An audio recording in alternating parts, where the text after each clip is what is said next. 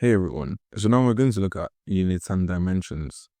This topic is the bedrock of physics calculations and understanding how to solve problems. So without knowing this topic properly, you will encounter problems later on in solving different units, conversing across different systems, conventions, different units. So it's extremely important that you understand this topic now as you see it. So the first thing we're going to tackle is the definition of a unit. What is a unit? A unit is a standard used in the measurement of a parameter.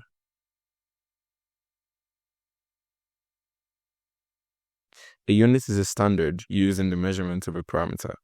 So to better understand it, let's pick a parameter. We'll start with time. Okay. So parameter, we chose time. So let's think, how many standard ways can I measure the time?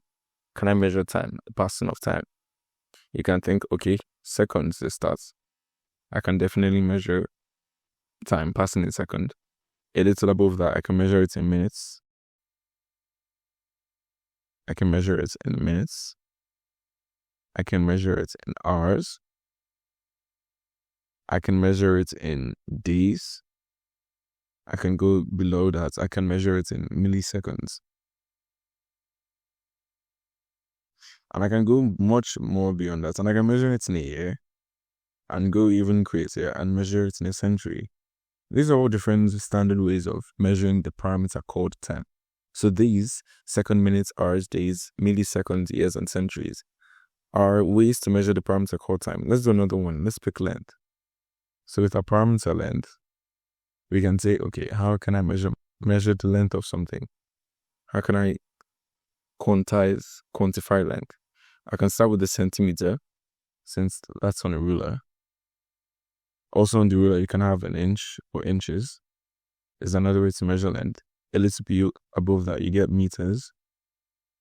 A step up, you get kilometers. I can go below that and end up measuring in micrometers. And I can go way above and beyond that and measure distance in light years. So what we learn from this is that you get a parameter time. And you can measure it in a lot of different ways. You get a parameter length, and you can measure that in a lot of different ways too. So that is what we meant. That's what we mean when we say units. There are two types of units. There are two classes of units.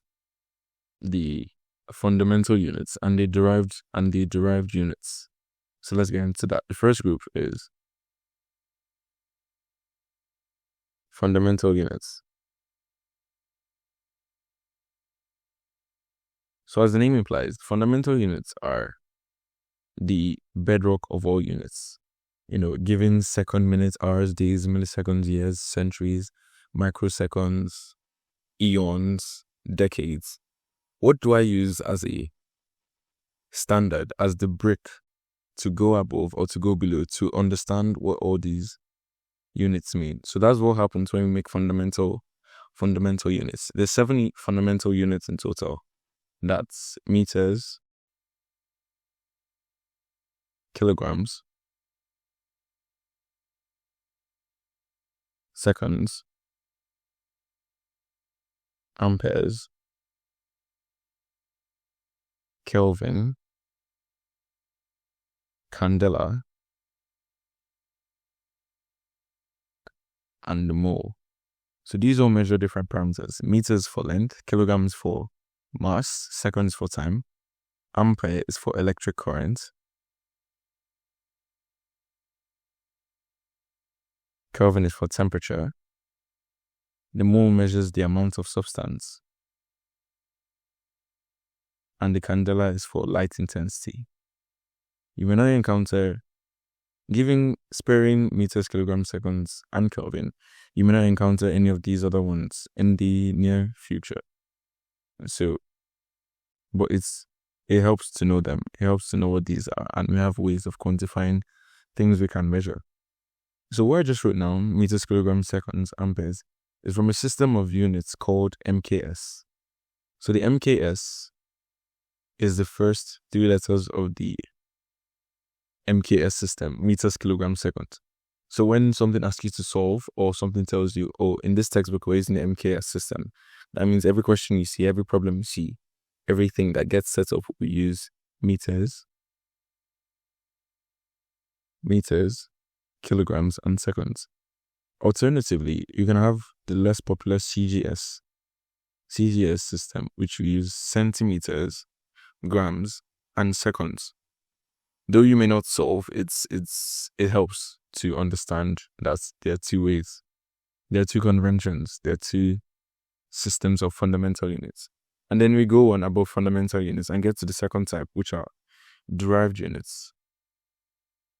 So these end up as, these are brought forth as a combination of 1 or more fundamental units. So you pick a complex parameter, let's say speed. So we know speed is how fast something moves over a period of time. So we can say speed is distance over time, distance divided by time. A distance is measured in meters, a time is measured in seconds. So we know that the units for speed is meters per second.